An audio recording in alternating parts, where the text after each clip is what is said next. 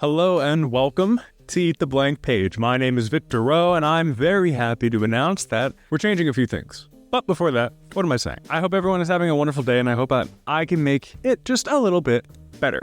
If you're new to the show, this is your cure for writer's block. This is also just a nice little corner for writers, storytellers, fans of books, movies, etc. to go kind of just nerd out a little bit. I definitely do the majority of that since this is a solo podcast. I want to talk about some things today. Hunger Games, my personal book, updates to the podcast in general. We could probably start there. And today's page eater prompt. Now, I want to start with the updates, especially this podcast, because it's the first one we're implementing a lot of new things. We are, I am, unfortunately changing the podcast format to a once-a-week podcast. I'm doing this because it's happened too many times where my recording days get interrupted, get overrun with other things, personal responsibilities, the like. So I want to be able to give you guys reliable content. I don't want to lie to you guys. I don't want to be Markiplier and be like, oh yeah, I'll do this on this schedule, and then I don't. I want you guys to have me when you expect me to be there. When it's either if it's just like shorts or the podcast itself or whenever, I want you to be able to go, oh, it's Tuesday. I know what's today. I know what comes out today. I can't wait for today's episode. That's my impression of you, by the way. Not to be mean. It's how I feel whenever I check on my podcasts. I'm like, oh, Distractable just launched. I gotta go. Yeah, no, so definitely not a happy decision to make. I would love to be able to do 3 podcasts a week, honestly. But 1, I don't have that much to talk about. 2, the scheduling conflicts. So I hope everyone understands, and hopefully I can be more reliable when it comes to that.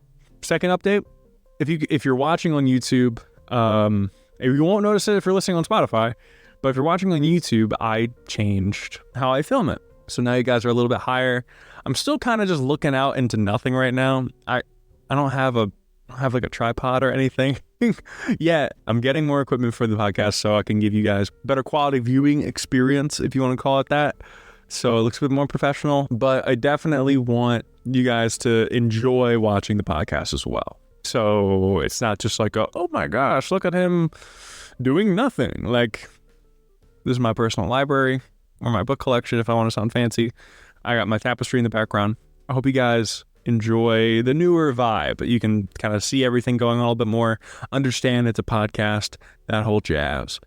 But you guys really probably don't care about that. What you guys care about is when are the episodes going to be coming out now. It's going to be every Tuesday. Every Tuesday, the new episode is going to drop because all of my recordings are done on the weekend prior, except for today. Be releasing everything on Tuesday. The frequency of clips being uploaded are yet to be determined. If you want to go check it out, I've probably already made a video detailing the release schedule. It's probably going to be pinned to the top of my page on TikTok.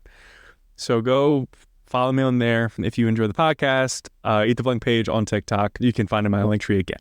So yeah, that's the plan for right now. But if things change, things change. Remember, this is coming out 1/23/24, January 23rd, 2024. So if that's not close to where you're listening this from, it's probably changed. Please go check it out on the TikTok. So if you don't have either one of those and you're more of an Instagram person, every episode we release a collage of photos that relate to the podcast, where if I'm talking about something, if I'm referencing a show, a movie, a thing that I saw, I will go and find the video, take a picture of it, take a picture of whatever I'm talking about, if it's like a personal story, and then put it there. So if you need a visual reference, because I'm not putting on the video, you can go find that there. If I'm talking about Digimon, you're going to see a picture of Digimon. If I'm talking about the new Hunger Games movie that I went to go see, which I am talking about later, that will also be there. So if you're ever lost or feeling lost on Spotify and you just like recently added it to your show list and you're being really religious about it, but you want to know what I'm talking about, go check it out on the Instagram. It will be there, along with just announcements that, Eat the Blank Page just released. So it'll act as kind of that, as a little reminder too, if you want to keep up to date with the show. So as far as updates, that's kind of what's going on. If you want to follow my personal writing platform that isn't this podcast, because I'm considering it a separate entity, it's Victor Rowe Stories. If you go to the link tree, it'll be at the top under other account. It's right there at the top, right there in your face. It has the golden VR and super nice. But it's still me, still my vibe, still everything. Hopefully you enjoy that there. Now, I don't know who else has seen it yet, but Dance of Songbirds and Snakes, I feel like I'm behind on this a little bit. But I went to go see Dance of Songbirds and Snakes, the new Hunger Games movie, the prequel, whatever the hell. I went to go see it with zero expectation, with like, this is gonna suck. This is gonna be trash. Because when I went to go see the other Hunger Games movies, I remember them being bad. I remember not liking them. And that's when I was younger. That's when I wasn't really into writing it. That's when I wasn't really into storytelling. But I remember watching them and going, this is the most boring BS I've ever seen in my life. I do not like Katniss. Do not like Peeta. I don't like how he cake painted himself into a tree. I didn't like the second one because I'm like, well, this is stupid now because it's like everyone's trained. I didn't appreciate it at all. So I've gone back and I've watched them, and I've watched most recently the new one, A Dance of Songbirds and Snakes. It follows Snow. It follows how he became to be in the position where he is, his whole story with the Hunger Games, how much he influenced it. Super, super cool stuff. I want to talk about prequels, right? So one of the strongest parts of the entire movie for me was probably the most subtle, if you're not looking for it. I don't know how in the face they wanted it to be, but it is something that I picked up on immediately. And whenever I would lean over to who I was watching with, they would be like, yeah, super cool. The subtle downgrade, I don't even know if it's subtle, the downgrade of the Hunger Games to the extent of how everyone did their job. So you learn through context clues and just kind of being shown that the Hunger Games were very different than what we see at the 74th and 75th. So they had it in a big room with nowhere to hide, nowhere to go, no other kind of thing than there's weapons in the middle, go get it, have fun. You didn't even get to see the candidates, the nominees, the whatever the hell they're called, tributes. The tributes, you don't get to see them, you don't get to meet them.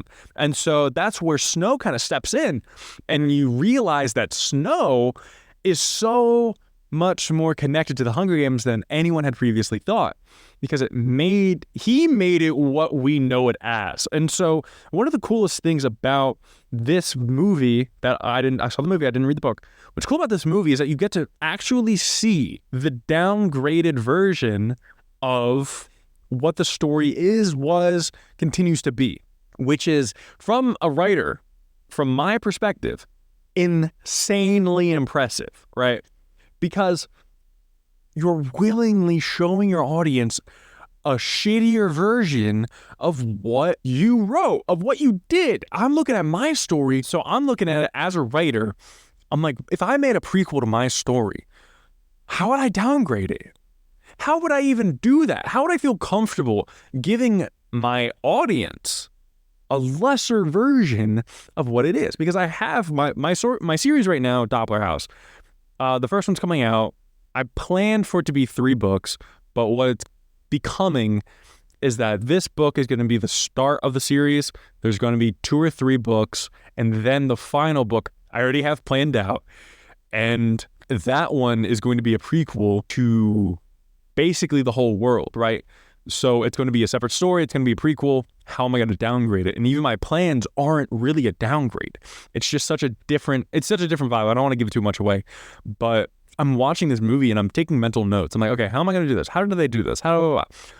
They reflected things from the original series, the newscaster, the area, the Hunger Games themselves. And then they showed you how smart Snow is, because he's like, yo, let's make this personal. And then they took that idea of Snow recommending it's personal and tied it into his tribute, Lucy Gray, who is also one of the main people that is the main person that turns him into evil Snow. So they've lapped on to Lucy Gray's character like 3 different things. Giving an example of why he got the idea, giving him a reason to turn evil, and giving you the symbolism of the entire story, because they refer to her as a songbird throughout the entire movie. a dance of songbirds and snakes. What's the snake? It's Snow, because he is a snake to his friends, to Lucy Gray. He always has an ulterior motive, but his initial motive in the beginning of the story makes you feel good for him. So you're watching, it makes you like him. So you're watching the story being like, okay, how is this guy gonna turn into who we know he is? Who he becomes? Who is he now? Why is he acting so nice, right? And we come to find out that he just is super poor in the capital because his dad was like a general or something. I kind of lost the details on that. But what was really cool about that is that they gave him a trait that was so universally accepted as something that like you could relate to, of like, oh, you're down on hard times. Literally, like you're poor as hell. You have to fake who you are in front of everyone.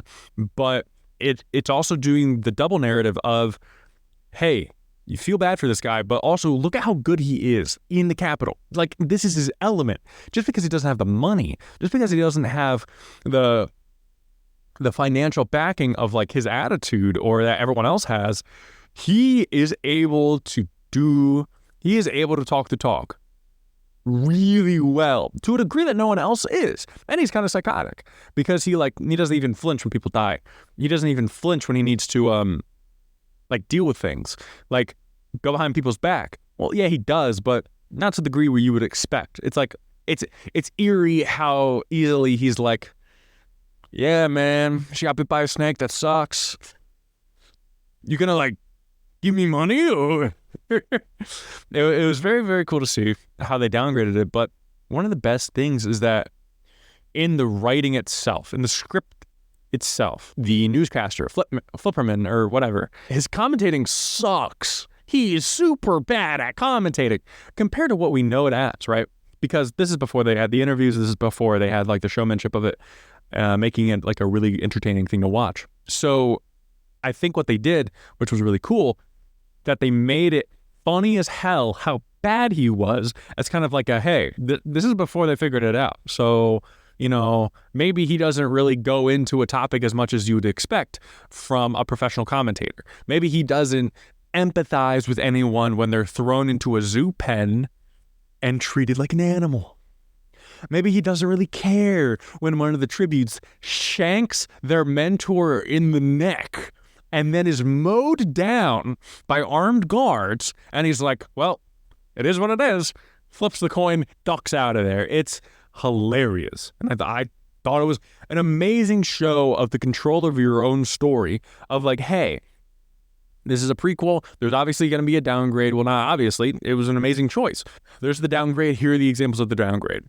And tying even that idea into how Snow makes a name for himself, how Snow gets the attention of the Game Master, such a cool lesson to be taught, that the most effective storytelling tactic I've come across a lot in trying to make this my whole profession, is that layering is a super subtle yet effective tool where, okay, not only is Lucy Gray the love interest of Snow, she is also the reason he turns into who he does. Well, she's like the final straw, the big one. She is also the second half of the symbolism in the story. She is also a reflection of what Katniss is in the main series. She is also a challenge to Snow's ideology. She is also a reflection of the Capitol through being from District 12 and her whole ideals in general. She is also she is also the reason Snow gets the idea for performances in the first place. Do you see what I mean? One character does so much. And it's not even through her actions she does most of it. It's just her position. It's her ideologies, her viewpoint on the world, what she does, what she likes to do, who she interacts with, what she's taught, going through the story. So there's like 9 different things that layers on top of her. There's also things that layer with her on top of other things. Talk about Snow, talk about legacy, talk about the main character of the movie, talking about how he becomes evil. Think like Anakin Skywalker turning into Darth Vader. This is that story. This is the story of the downfall of the person that we come to like because we're forced to like them, because they make him such a likable character in the beginning that the slow descent kind of is like, ooh. And then you get the whole thing from Whiplash where the mentor is like crazy as hell and is successful in the manipulation of the main character, making them the evil character later on.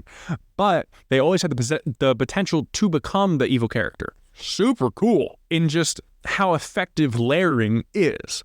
What are the Hunger Games is a question that's brought up throughout the movie, and I'm sure throughout the books, 99 times a fucking second. So you already have a question of perspective, ideology, morals, everything like that. Everything you could want from learning about a character. And his answer changes throughout the story. Oh my God, is that a good marker for like the progression of your character? If you have lower level readers reading your story, you want an in your face, this is what's happening kind of progression. Sporadically. Spaced out. You can add the subtle stuff of like, oh my God, he didn't react to her dying when before he like threw up. What's up with that? Why is he like that now? What made him turn into that way? And just on that one moment, you have a few different things layering on top of each other. You have the Game Master. What's she about? You should have characters, ideas, and concepts, settings even, that serve a multi-purpose within the story itself, that you're then able to manipulate in such a way that you're still telling the story, but because you've layered on so many different things, it's not that it's cluttered, it's that it's an effective tool for your narrative because it gives a natural connectivity to your entire story. You're going, hey, look at this thing. You want to know what it symbolizes? What if we blew it up? And now the blowing up of the thing that symbolizes this other thing is going to affect something over here that changes the idea of this person over here that then goes over here and does this thing. And it's just like such a good thing because it's like it takes thought. It takes the idea to layer everything to begin with and then structure your entire story around it. But that's what you're doing. You're structuring a story. This isn't random events. This isn't a recap of history. This isn't, oh, these things just kind of happen. This is a story. This is a narrative. And the narrative is supposed to be interesting. It's supposed to tell lessons, give symbolism. It's not history. It's not an organic fucking recall of a day. This is a story that you can do things with, change, plan out. It's not random events. There are stories that are super good because of the randomness of that. I think of Game of Thrones specifically for having characters die randomly. That was one of George R.R. Martin's things, was that in a war, people die unexpectedly. But this is not that. This is a story. This is a story in the most organic sense you could think of.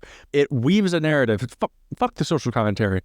It weaves the narrative within itself, and it gives itself meaning. It gives itself purpose because it's structured like a story. It's not random chance. It's not things just kind of happening because they happen. Everything is purposeful. Everything in there serves more than one purpose to telling the narrative, making it interesting, and following through on the themes that it sets up. Beautifully done. Beautifully done. I loved it. And maybe it's just because I watched it one time and I always just love things whenever I watch them first time. But it's so prevalent in my favorite stories. It's not my favorite story. The song Dance Song versus Takes is not my favorite story. It was just way better than what I thought it was going to be.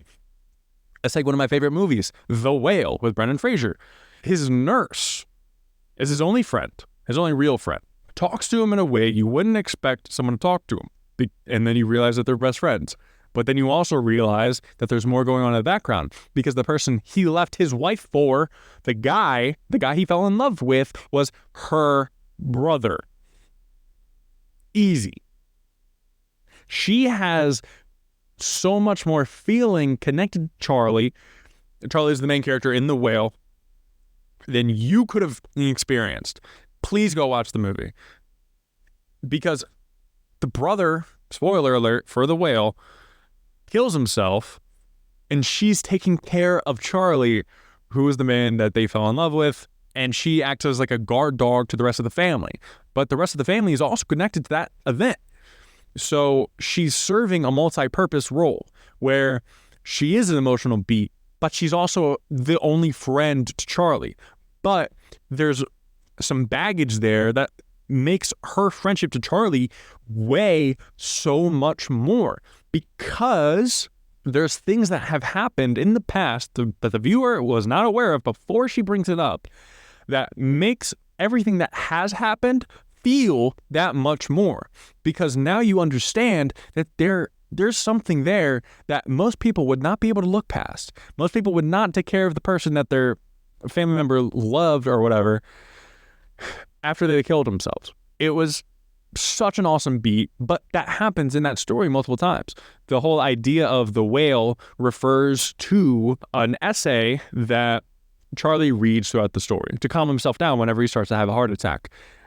It ties into how he just loves literature and the truth and honesty in writing, how he's a teacher, how he's an online teacher. It ties into that too. The whole idea of truth and being truthful with people is also a main thing in there, because he hides himself. He turns off his camera whenever he works online because he's ashamed of who he is. Boom, boom, boom.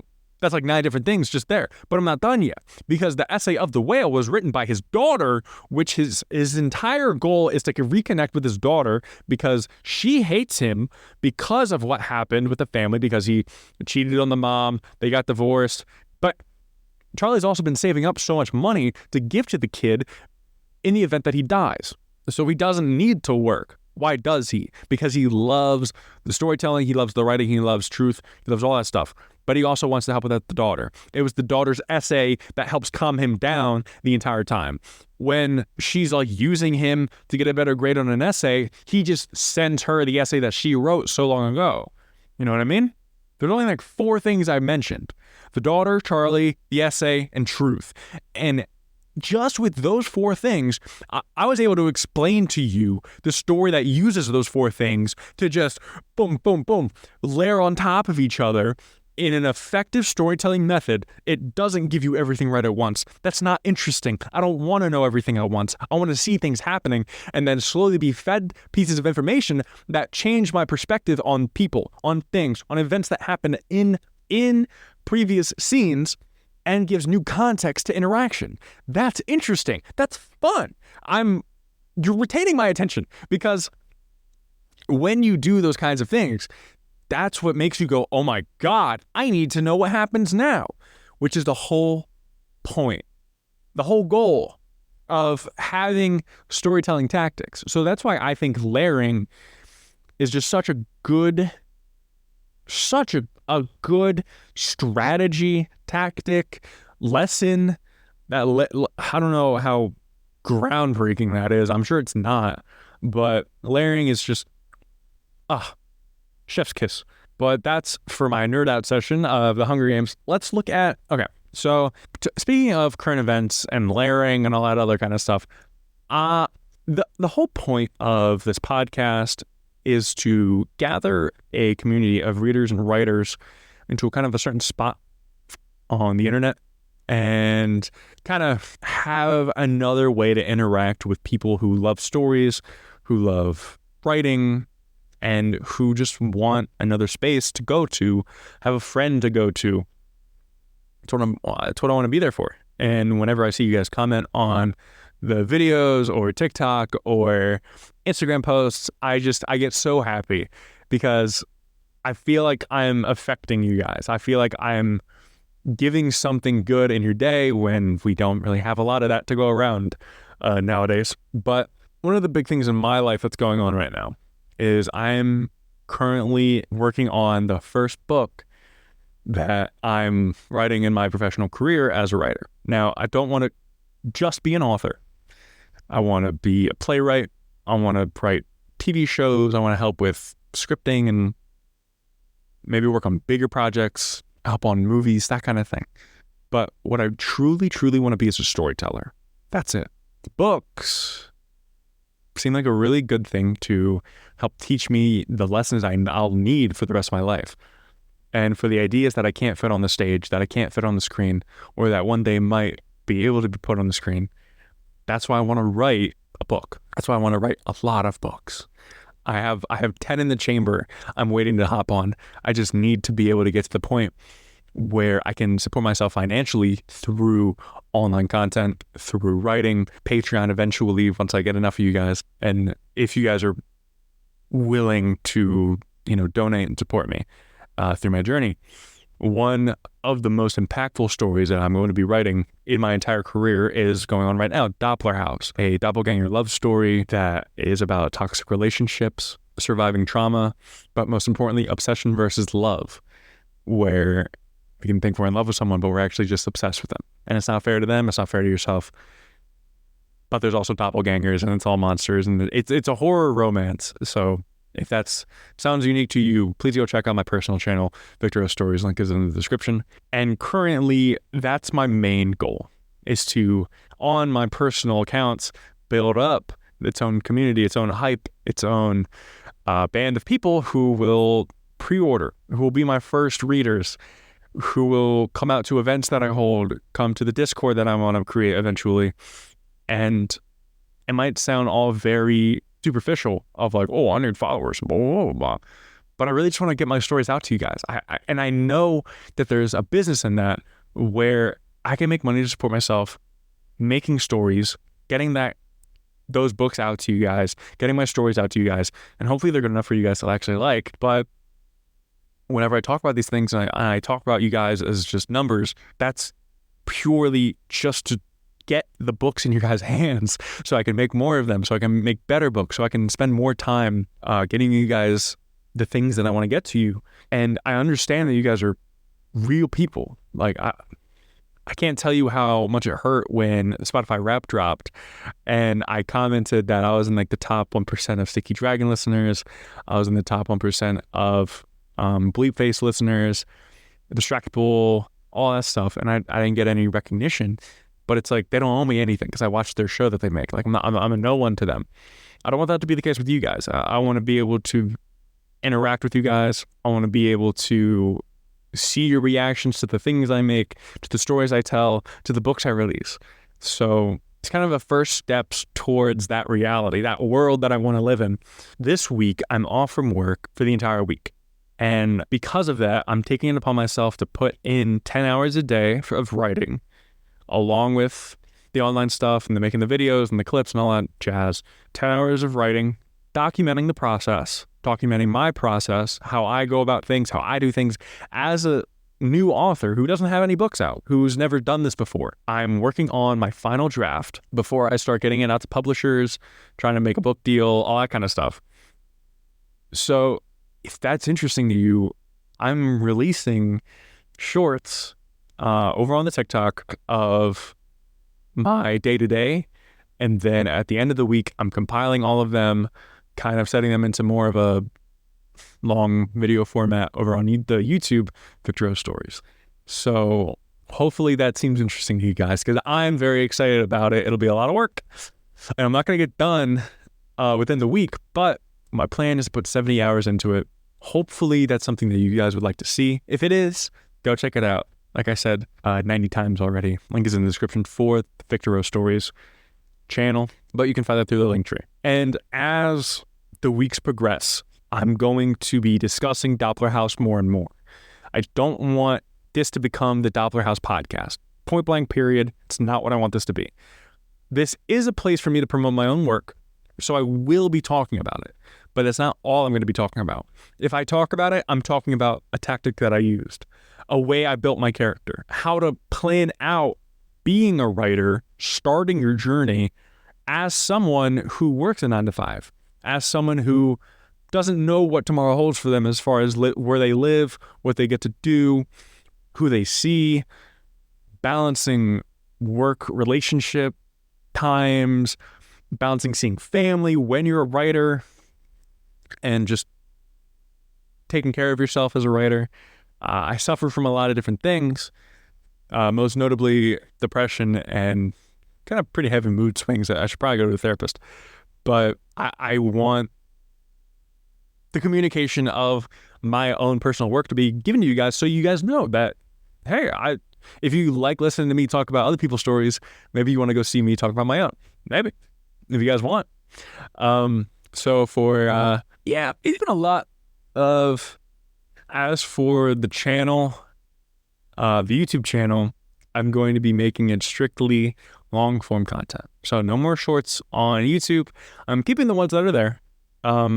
But all of the shorts, the clips, all that jazz will be funneled through the TikTok. The announcements for the podcast will be on the Instagram. And any long form videos that I make here that discuss Eat the Blank Page will just be the blank page. So we'll be on the YouTube. Yeah, I don't want to make too many promises for how many clips I'm going to be able to get out every week, because I do want them to be good clips. I'm still kind of new to this whole podcast thing, but bare minimum 3 a week. Yeah, bare minimum 3 a week. So if you want more content, go check out Victor Row Stories, because I post there every day on just random stuff, vibe finders, updates to the channel, updates to the book, all that stuff. So if you're really interested about that, go there, check it out. People seem to like it. That is all the time I have for today. Hopefully you guys had a good time. Hopefully everyone's excited for Doppler House. I'm talking about it more now, and I'm actually working on it more now because I have more of a handle on this online content stuff than I did when I started. So I hope everyone has a wonderful, wonderful day. Thank you for joining me on this episode of Eat the Blank Page. My name is Victor Rowe. Goodbye. I talked way too much about Hunger Games.